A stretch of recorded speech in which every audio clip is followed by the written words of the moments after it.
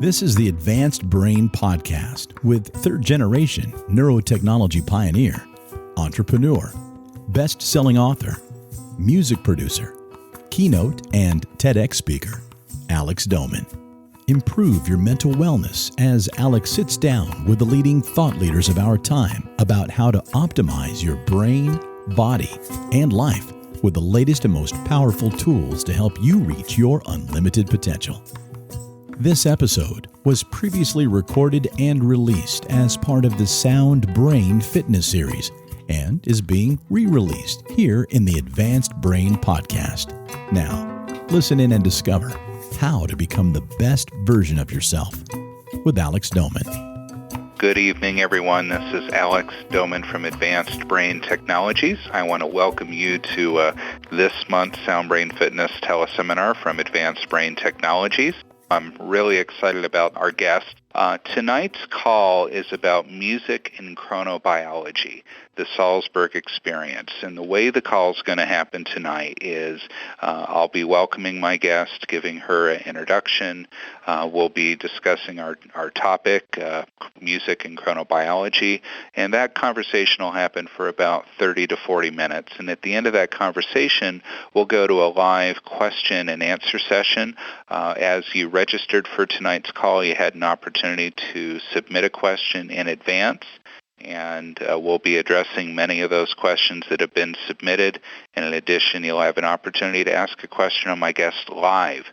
So that's a great opportunity for you to engage with my guest or to ask me a question. So those of you that are calling in on the phone, that'll be an excellent opportunity for you. Now, my guest tonight is Vera Brandes, and I want to tell you a bit about Vera. Vera is a very long-time friend of mine. I was thinking back, and I think we first connected with each other back in about 1996 or 1997.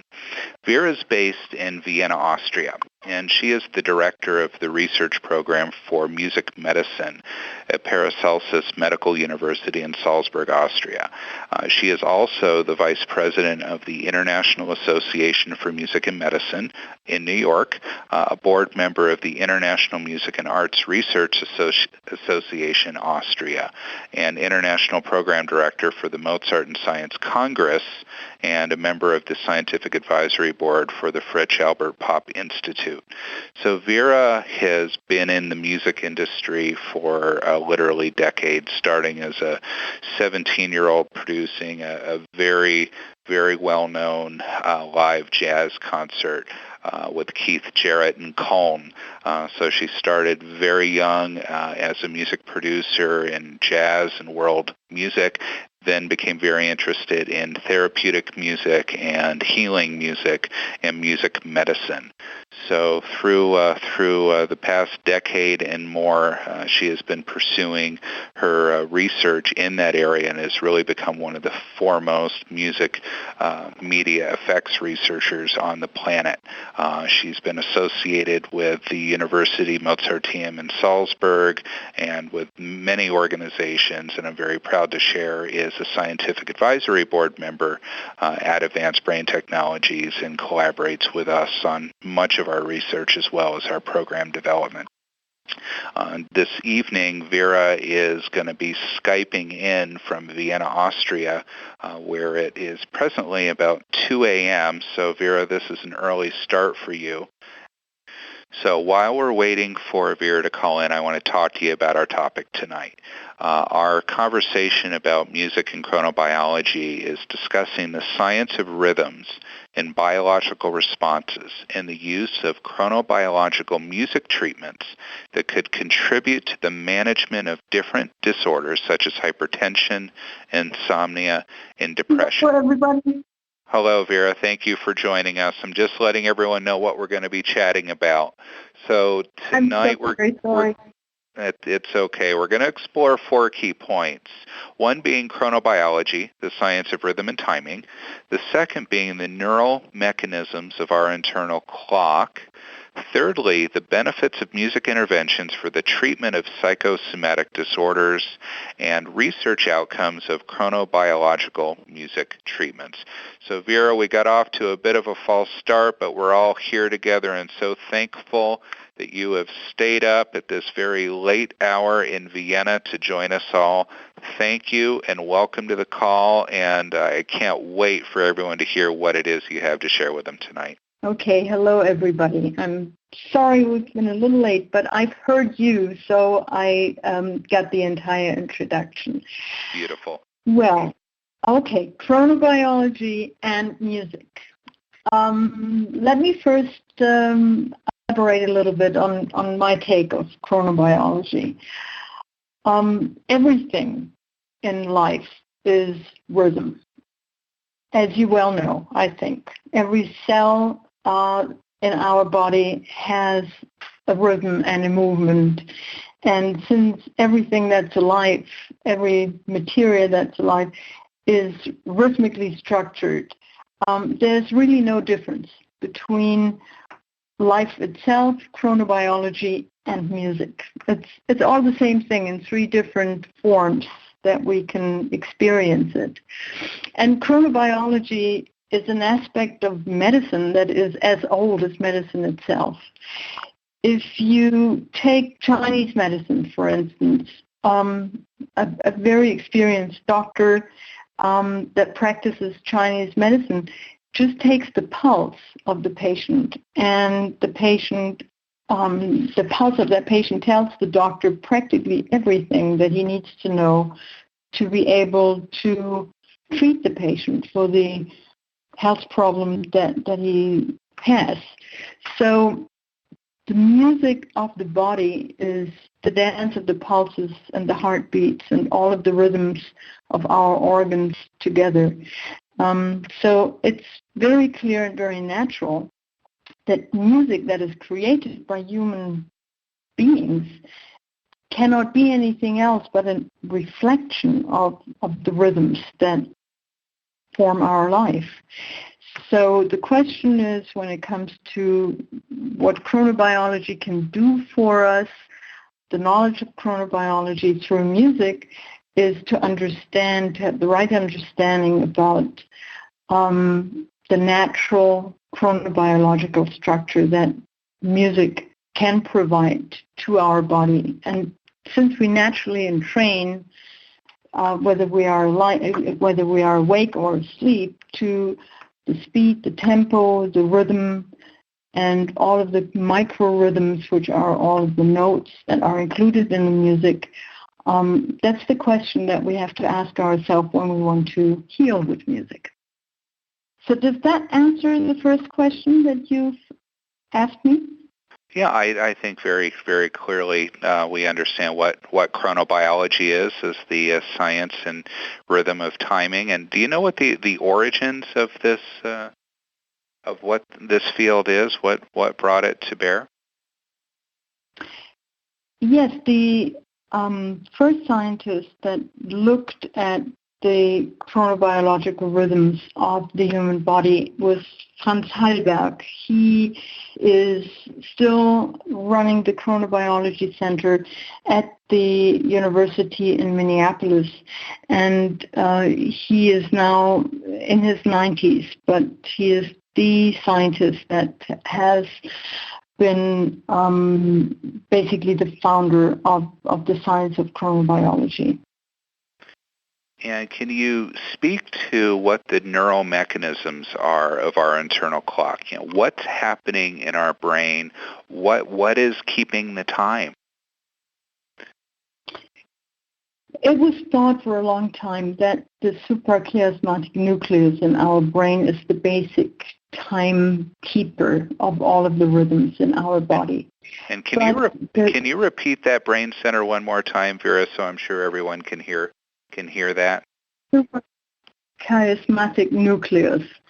It is now in more recent research, the more advanced understanding of chronobiology is that the permanent communication that the body has to the external time givers is just as important as the genetic structure that we are born with.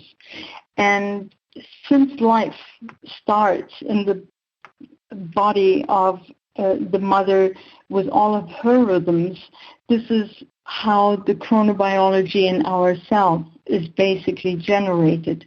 But once we are born and we are exposed to all of the rhythms that are surrounding us, the time givers are starting with the general rhythm of life, which is conducted by daylight and night, and all of the tiny rhythms that are contained in everything that is rhythmically surrounding us.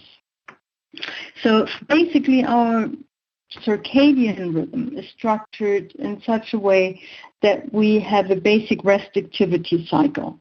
That is an activity period of 90 minutes, which is followed by 30 minutes of lower activity, and that rhythm forms the basic cycle that we call the circadian rhythm. So chronobiology had thought that there are different chronobiological types, the morning type and the evening type, which means that the circadian rhythm is shifted either an hour earlier or an hour later. And recent research has revealed that that concept is also not quite correct. We have now learned from Professor Hallberg that there are the majority of people which are synchronizing to the sun, and for them all of the basic rhythmical structures in their biology is adding up to a 24-hour cycle, whereas what was formerly coined as the night owls, the late types, the evening types, are people that are synchronizing to the moon. And for them, there is a 24.8-hour cycle that their biology follows. So this shows you how important the external factors, primarily light, is for the determination of the chronobiological rhythms in the human body. Even more important than our genetic structure and what was formerly thought was the basic neural structure and mechanism that was determining the human chronobiology. So Vera, what is it that determines whether or not we're really in training to the sun or the moon in our circadian rhythm? What sets that in our internal clock? Okay, what's really the most interesting question to that, I think, also for all of the people that have been involved with your work, Alex, is the fact that it was found that there is a high correlation between attention deficit disorder and the synchronization to the moon, the 24.8-hour people, so to say. And that has something to do with the exposure to the moonlight. If you are having a bedroom that points to the side of the building where the moon shines in during the night, then you are more likely to synchronize to the moon cycle rather than to the sun cycle. Well, and I want to tie back to something that you said earlier about the mother's rhythm and the fetus in utero. Mm-hmm. And if I heard you correctly, what I understood is that the fetal child is in training to the mother's rhythms prior to birth. Mm-hmm. And so I would take that to mean that if mom's in training to sun or moon, that her child is likely going to carry that rhythm as well after birth. Am I understanding that correctly? Yes, absolutely. There is no higher degree of similarities in bodily rhythms than the one that is obvious between mothers and children. We all have a very individual pattern of rhythms that if they are analyzed with methods of time series analysis, they are so individual that you can determine one human being amongst hundreds of others just by their individual chronobiological signature. And you can tell who is related as mother and child within a large group of people just by the individual chronobiological signature of the organism of these two people. So when you talk about that signature, I envision a fingerprint that is individually mine and forever remains unchanged. Is that true of your chronobiological signature? Is your fundamental pattern going to stay with you throughout your life, or can that be modified? It can be modified, and it can be modified primarily through music. It can change. You can start your life with a very healthy one, and then through lifestyle and disorders and diseases, they can be changed and altered, but they can be changed back. And music is one of the best and actually the most effective way of influencing our chronobiological rhythms. We made a very interesting experiment with Professor Hallberg. We had created music composition that we used as the basis of a program for patients with hypertension. And this is used for the duration of 4 weeks, 5 times a week, 30 minutes every day. And it was shown that after 27 exposures of this program, the circadian rhythm in the hypertension structure was reestablished. So it was able to lower it when it was too high and increase it when it was too low. So that shows very clearly that with the right intervention, a healthy chronobiological rhythm can be induced within less than 10 days. Well, this is a profound discovery, Vera. So many people suffer from high blood pressure. And I've got to imagine no one wants to be on any number of dozens of hypertension medications that are out there. So are you saying that there may be a music solution? Absolutely. Absolutely. We're just starting with a large clinical trial on this, since the smaller experiments and smaller studies that we have conducted in the past have been very successfully showing that this is absolutely possible. So you're seeing some trends that are warranting a larger clinical trial then? Oh, we are already starting with this larger clinical trial this fall. In a few weeks, we're going to be starting with this. Well, I know that this particular topic is of interest to a number of our callers, and I'm interested. So in terms of monitoring the success rate, it's simply looking at blood pressure levels, and I'm interested in knowing, once that program concludes, what are the lasting effects? Do you have to continue listening to the music, or is there an entrainment process that happens that has an ongoing effect once the music ceases? Well, most interesting is that we found a similar observation that you reported to me in previous years. When you do a regular entrainment training with the right musical content in the right way, then the effects physiologically may not even show immediately after the treatment. We've done in our first study with music for vascular variability disorders. This is the term that Professor Hallberg prefers because hypertension has always two sides to it.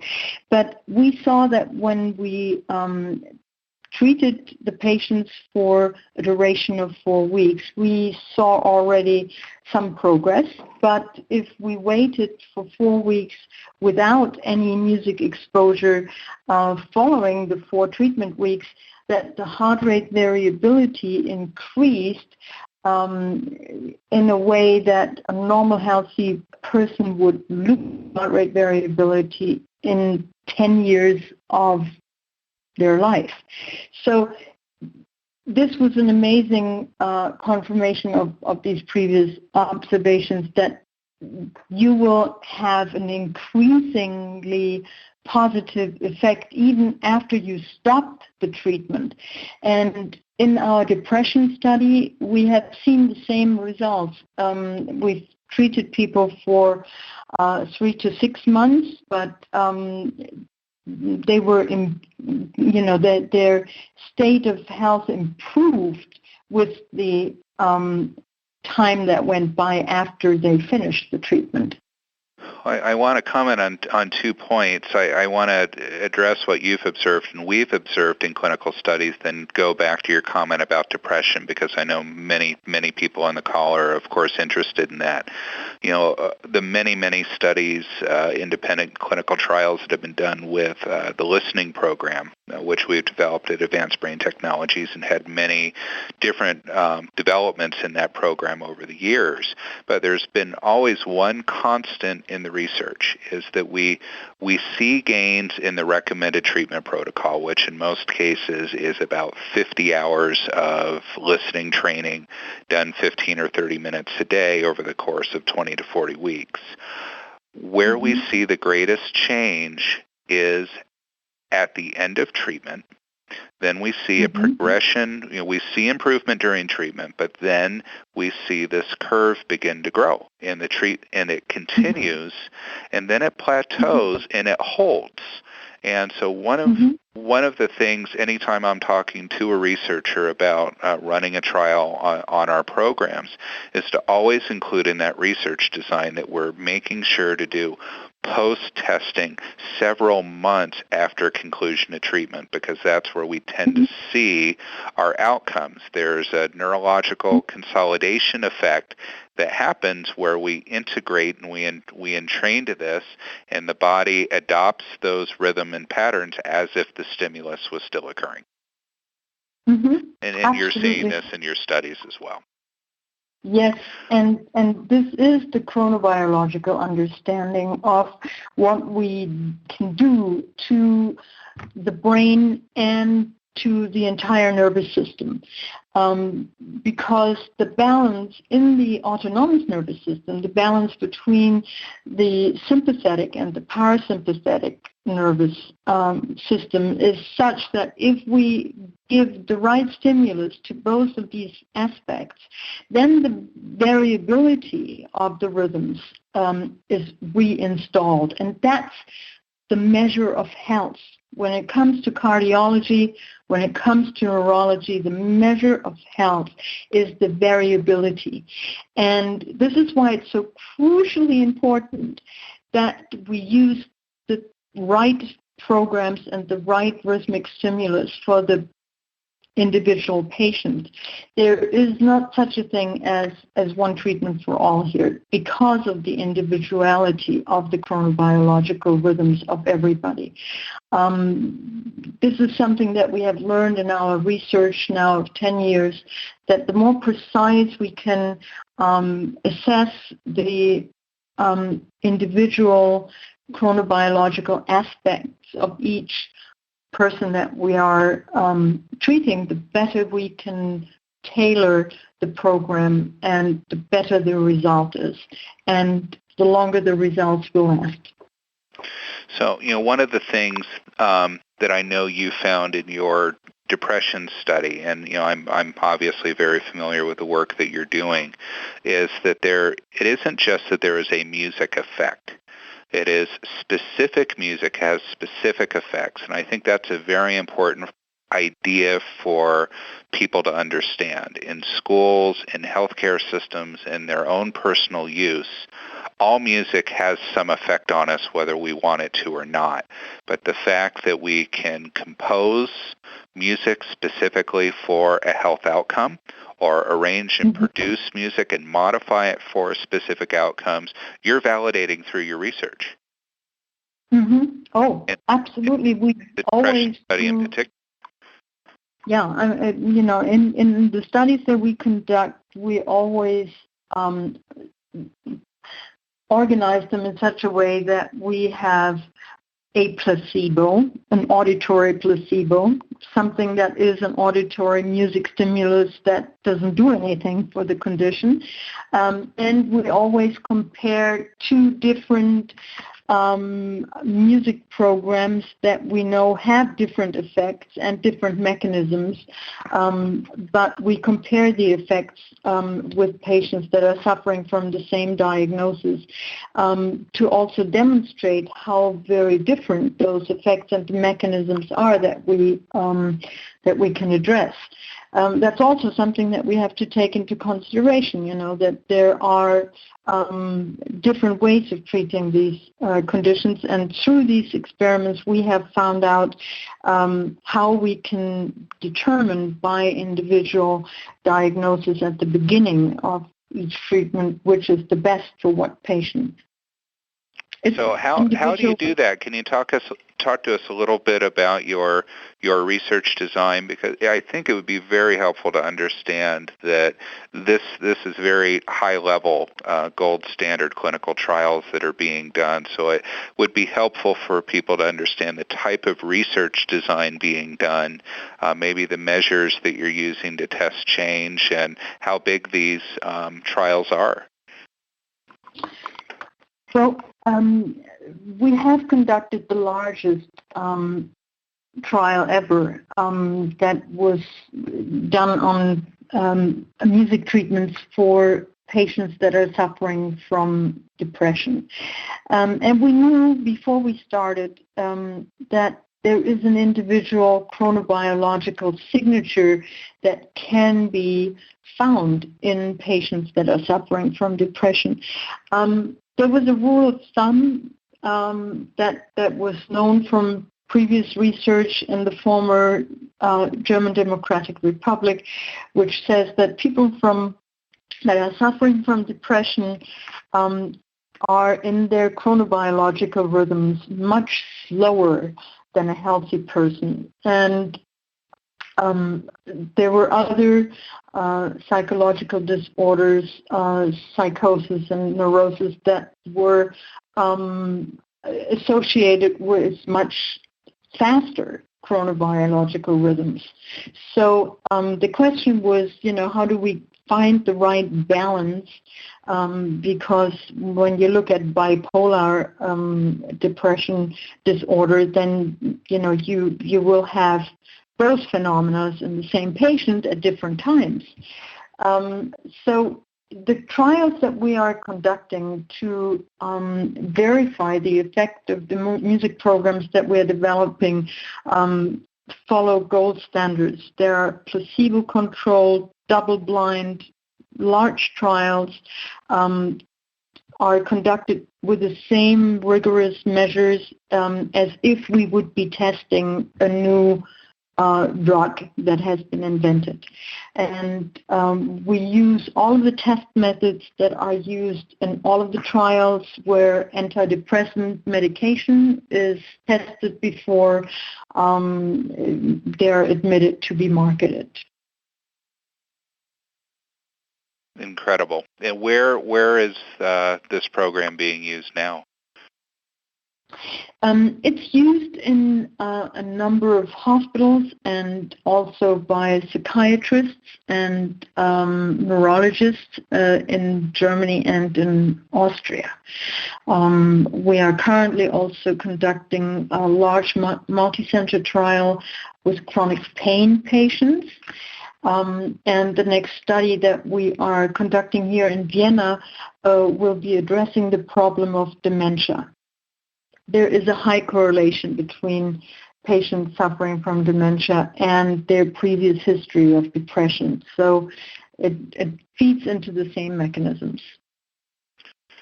So many of these psychosomatic disorders are all really tied back to what's happening with our internal rhythms in our body.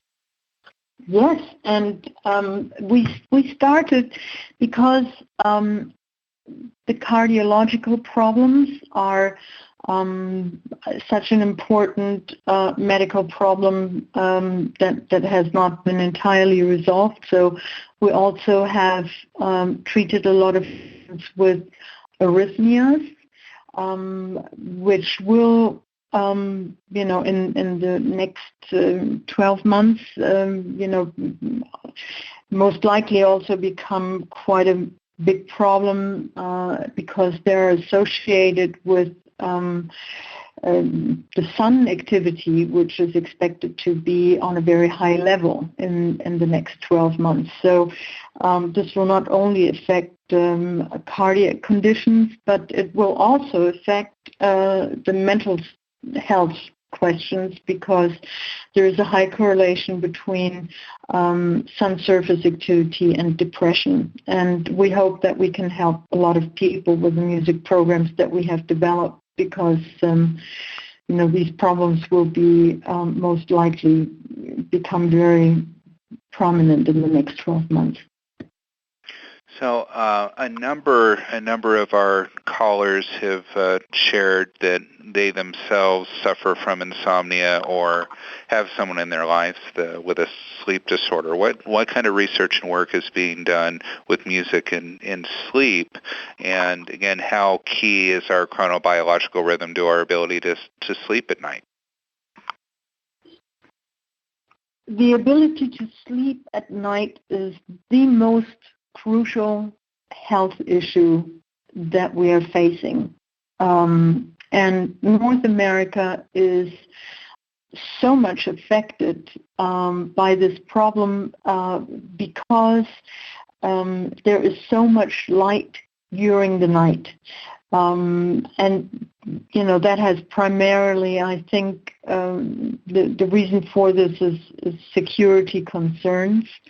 But if we are not able to sleep in darkness, then the internal clock is disturbed in its rhythms. And that is one important prerequisite that our sleeping conditions have really not been good, primarily for people that are living in big cities, also because of the noise level during the night. So the noise level and the light level are very important questions when it comes to sleep quality. But in our studies, we have found that with the right auditory stimulus, before you go to sleep, we can improve sleep quality dramatically, both the time to fall asleep and the duration of hours where people sleep without waking up. I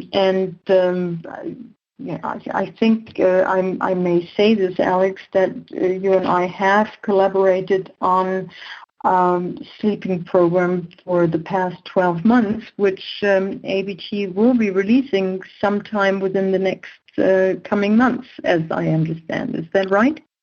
It's right. We're working fast and furious. We've got a lot of people with sleeping issues, and we're trying to bring this program to them as quickly as we feasibly can. Yeah. I would like to come back to the mother-child question, because being sung to falling asleep is the oldest use of music that mankind knows about. And the mother-child relationship is not also so crucially important when it comes to the question whether we are being put to sleep by the voice of our mother when we are little. And, that will tell everybody that, being sung to sleep is a very effective and very natural and as old as human existence on Earth, that has been done and used successfully. But the other aspect of the mother-child relationship is also something that I want our listeners to know. In the first basically 18 to 24 months of a baby's life, the auditory communication between mothers and children are crucially important to their ability of self-regulation. The chronobiological contribution to medicine has been important because it showed that the healthy human body can always heal itself when the variability is there and when we know how to do this. And our internal sound making is something that we are learning in the first phase of our life through the auditory communication with our mothers. So the seemingly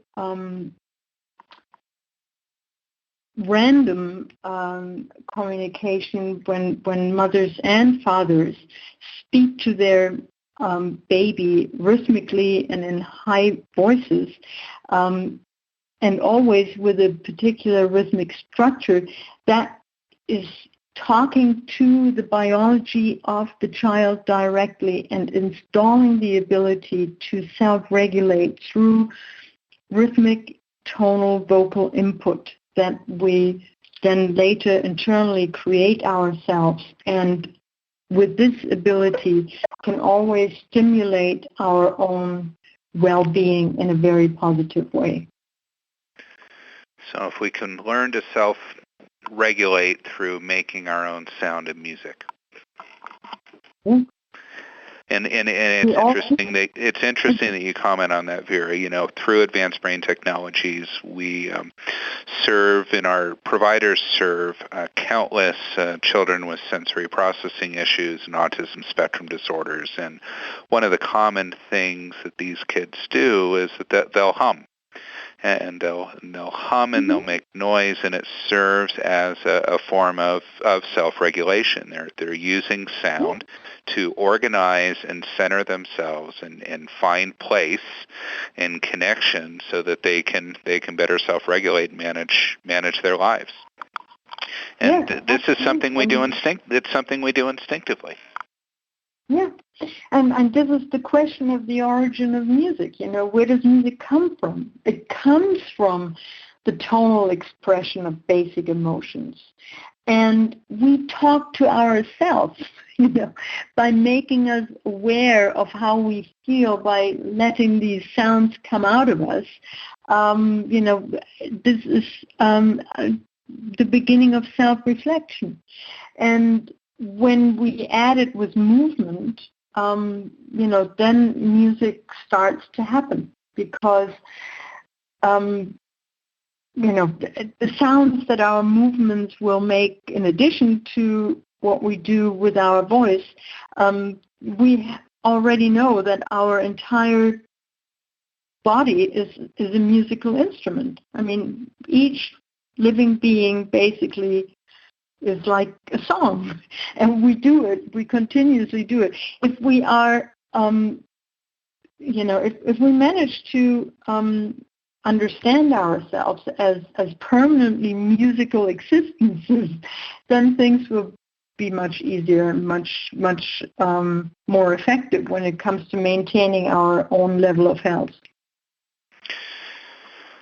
You know, Vera, I'm sitting here thinking, and I've been observing your research over the years, and, you know, you've got outcomes for hypertension, for insomnia, for depression, and you're working on dementia. You know, one of the greatest issues that modern society is facing in the mental health of our populace. What needs to happen to create more access for people, you know, around the world and in the U.S. in particular, for this to happen? What needs to happen in order for there to be more access to these kind of effective music treatments? Well, what we have been trying to do is to be able to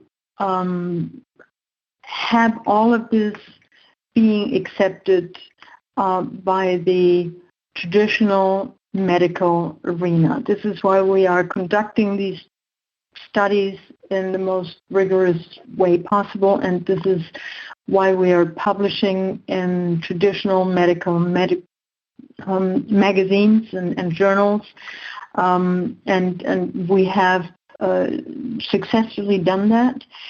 So we always knew that this would be a slow process because this is a very important part of alternative medicine, and alternative medicine has slowly but surely gained the acceptance mostly when it comes to chronic conditions, because to manage chronic conditions with conventional medicine alone is a very difficult thing to do, and also a very costly thing to do. And this is why now the point has come that conventional medicine takes alternative medicine much more serious. And we hope that with all of the research that not only we here in Austria, but also around the world, a lot of studies are being conducted, and the mechanisms are revealed, by a lot of neuroscientists. How music can affect both the brain and the immune system and the autonomous nervous system. So I think that it is really only a question of time. We were very patient, and we still are, but we see more and more acceptance for our work and the work of our colleagues around the world. And I think it's just a matter of time that there will be an acceptance for what has been done. And I mean, Alex, you have been such an important pioneer in this field, and the work that you have done plays such an important role for changing how music is looked upon from the entire medical arena. So I think that it is really innovation is something that takes time, and I can only tell you from the response that we have had. We are now talking to governments and health insurance companies and major hospital organizations, and it's been taking a long time. We created our first chronobiologically based music program for hospitals 10 years ago. And our hospital in Salzburg is running on this program now for a decade, and it's helping patients tremendously. So, I think it's just been a question of time that this will come around and be accepted. Well, it's a pejorative we, because we've been working together for a long time, and we're both surrounded by incredible scientists and technologists and artists and engineers, that it's this cumulative factor that's happening globally, and a very intricate network of individuals and parallels that are taking place that are really phenomenal. I think, Vera, we are so close to the tipping point of more general acceptance of music as a means of healing very serious health issues, and really having music medicine come forward as a branch of medicine. I see us coming ever so closer, and to see the research department of music medicine created at the medical school in Salzburg is a great affirmation of that taking place, and to have you as the head of it, I can't think of anyone better. We have just a few minutes ahead, and before we move into some live questions, if we have some callers that have a burning question they'd like to ask with this great expert Vera on the phone, what are a few practical things that our listeners can do in their lives to use this knowledge of chronobiology in their circadian rhythm to begin to make a difference in their health and their life for themselves or for their families? I think the most important thing is that we accept that we have a circadian rhythm, and that we cannot expect that we open our eyes in the morning and that our level of performance is going to be equally ideal throughout the entire day until we crash at night. We have to understand that there are lows and peaks, and that they are going to occur in a natural rhythm, that there is a natural tendency to be a little sleepy every 4 hours, and that we accept that this is the fact, and instead of pushing us and drink another cup of coffee to dive through these low points in the course of the day, to give us the rest that we need to be able to perform.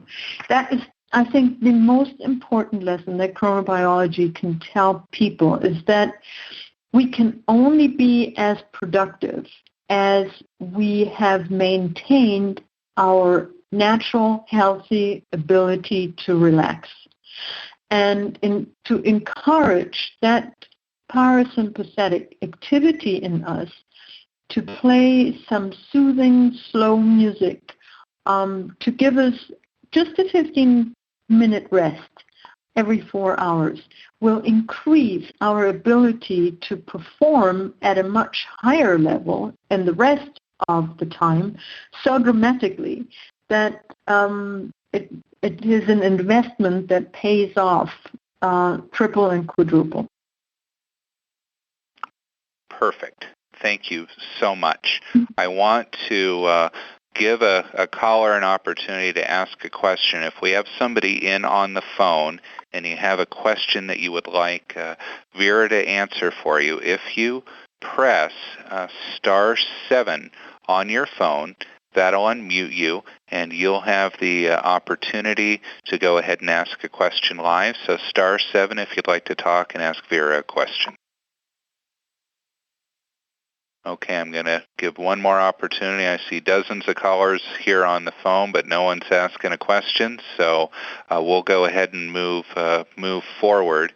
Vera, we had so many questions that were submitted before the call, and we really covered most of them from what I can see that were specific to our topic.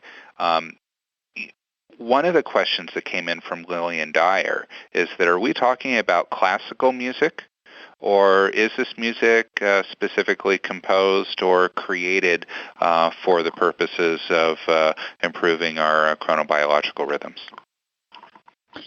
Well, first of all, we have not found any classical composition that would fulfill all of the prerequisites of what we were able to find out needs to be triggered and stimulated to get to the maximum effect. So for that reason alone, we had to start composing ourselves. But then we also realized in our research that the phenomenon that when we listen to music, we always associate it with the set and setting factors that we're surrounded by. So we will remember where that was, who was with us, what were the circumstances. And every time we hear the music again, those circumstances will come back into our memory. So they can be positive, but they can also be negative.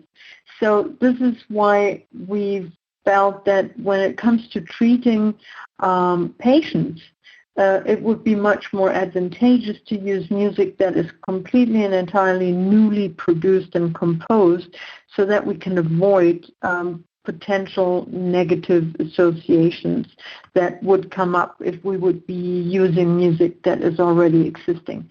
So these were the two primary reasons why we decided that it makes more sense to compose the music that we are using therapeutically in our programs, and this is what we've done. Everything is specifically composed for the disorders that we are addressing. And, we sometimes use known compositions, but very rarely, and that we do for very specific reasons because we want to trigger certain stereotype reactions.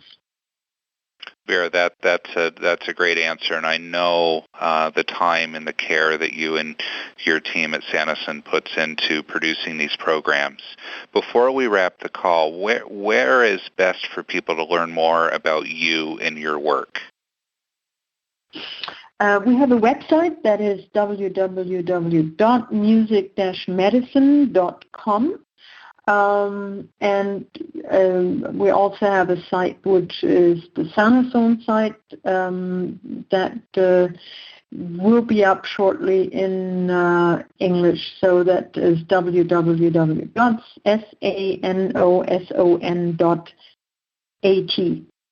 I took a sneak peek at the new site, and it's looking fantastic, Vera. Okay. As with everything that you do, not only does Vera have an amazing auditory aesthetic, she has a great visual aesthetic and an incredible attention to detail and research, so everything she does is always impeccable. Vera, I want to thank you for staying up until this late hour. I know we're reaching 3 a.m. in Vienna, and but you're in the music industry. This is a normal bedtime from you. This is generally when we have our most productive conversations in the middle of the night. But it's been just such a pleasure to have you on the call tonight. Just to recap for everyone, tonight we discussed music and chronobiology. We explored what chronobiology is the science of rhythm and timing, shared what the neural mechanisms of our internal clock are, the benefits of music interventions for the treatment of psychosomatic disorders, including hypertension, insomnia, and depression, and talked about some of the groundbreaking research that Vera and her team are doing on chronobiological music treatments.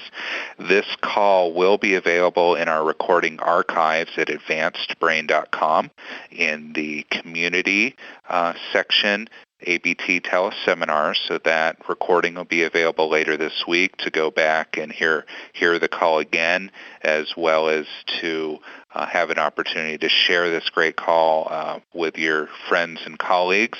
And my next guest I'm also very excited about. The next call in the Sound Brain Fitness series will be October 3rd at 8 p.m. Eastern, our regular time. The topic is conscious listening, and my guest is Julian Treasure. Julian is an author, a 3-time TED speaker, and a leading sound consultant to companies worldwide. We're going to be exploring listening and our active relationship with sound. So this is an exciting call, and Julian is an exciting guest, so I really look forward to having him. I want to thank each of you that called in tonight and that listened on the web, and thank you for your patience as we got off to a bit of a false start, but I think I certainly found the time well worth it, and I hope you enjoyed this evening's information. And again, just visit advancedbrain.com advancedbrain.com community teleseminars to register for our next call and to hear the recording of this evening's call. So Vera, thank you once again. It was an absolute pleasure, and I look forward to seeing you somewhere around the planet very soon. Thank you very much, Alex, and thank you all for listening. Wherever you are in the world, good night or good day, and may you find your rhythm. Thank you for listening to the Advanced Brain Podcast with best-selling author, keynote speaker, and founder of Advanced Brain Technologies, Alex Doman. In the show notes, you can find links to all the resources mentioned in this episode. Please subscribe to the podcast from whichever platform you might be listening in. Of course, it's free to subscribe, and it ensures that every time we post a new episode, you'll find it right there waiting for you to listen to in your podcast app of choice. And for more information regarding the world's most innovative neuroscience-based music programs for optimal human performance, please visit advancedbrain.com.